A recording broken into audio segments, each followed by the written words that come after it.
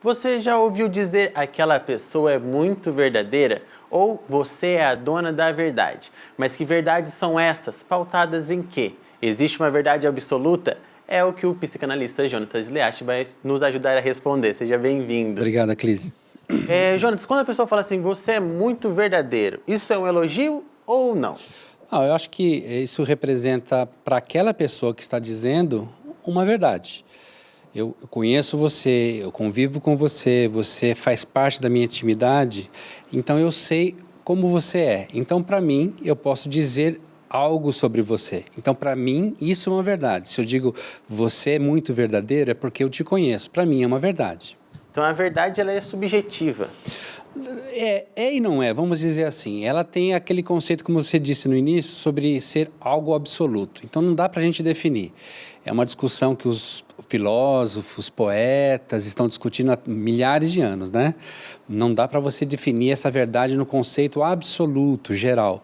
Mas há como defini-la dentro de um conceito mais próprio, mais íntimo, mais intimista, mais próximo, né? A gente pode dizer que as verdades são construídas, já que dentro do nosso contexto a gente pode construir coisas e concordar e não concordar com elas. Sim, é verdade, sim. Podem ser construídas, desde que elas não toquem naquela que seja uma verdade absoluta. Então, por exemplo, é conceito a verdade absoluta da lei da gravidade. Então, eu não posso desrespeitar esse conceito porque ele é um absoluto. Eu posso criar alguns valores variáveis em torno desse conceito absoluto. Contudo, eu não posso desrespeitar esse conceito absoluto. Mas é possível, sim, eu fazer com que a verdade esteja dentro da minha vivência, dentro de um grupo pequeno, menor, e esse conceito somatizar-se àquele conceito maior, absoluto. Existe como que eu posso falar assim, uma verdade errada, uma construção errada? Eu creio que é possível desde que você desde que você confira isso. Por exemplo, eu posso ter um filho de 3 anos de idade, 4 anos de idade, que ainda não entrou na escola e dizer para ele, olha, filho, 2 mais 2 são 5.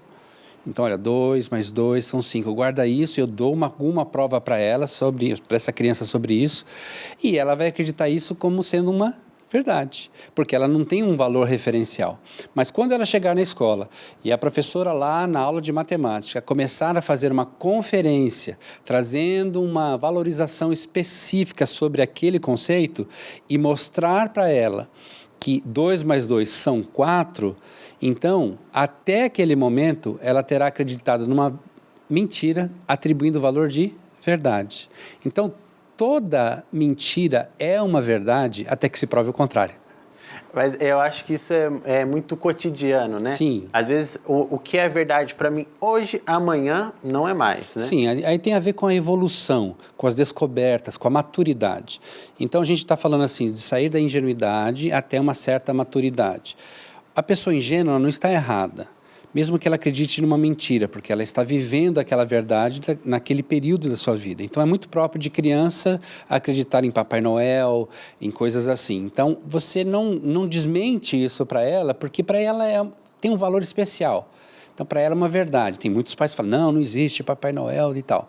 Não sou contra esse tipo de aferição, mas é uma verdade para ela. Mas, automaticamente, ao crescer e amadurecer e ter outros conceitos e aprendizados na vida, ela vai descobrir que aquilo não era uma verdade, mas que, por fim, acabou não prejudicando a vida dela. Então, a verdade ajuda a gente a construir as coisas, né? Que muita gente fala meio que brincando assim, que a ignorância é uma dádiva, né? Ah, sim. Que a gente não pensa naquilo que se torna conhecimento pra gente, né? Verdade, você disse uma coisa muito interessante, Aclísio, porque a Bíblia tem o rei Salomão, como o maior sábio de todos os tempos.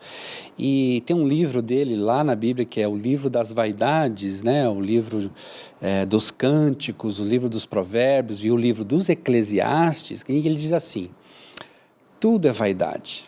No final da vida, tudo é vaidade. Então ele viveu uma vida de um homem muito sábio, fez várias escolhas, E é interessante que dentro da sua sabedoria, ele fez escolhas erradas. Então, no final, ele descobre que é vaidade. Agora, é interessante que a gente vive num mundo de consumo muito rápido, em que as pessoas são conduzidas a uma, entre aspas, verdade. Então, assim, a gente vive num mundo em que os valores não são absolutos. Então, a gente é condicionado a, por exemplo, consumir coisas que todo mundo está consumindo. Não porque eu goste, mas porque já que estão usando, parece ser bom, então eu faço isso.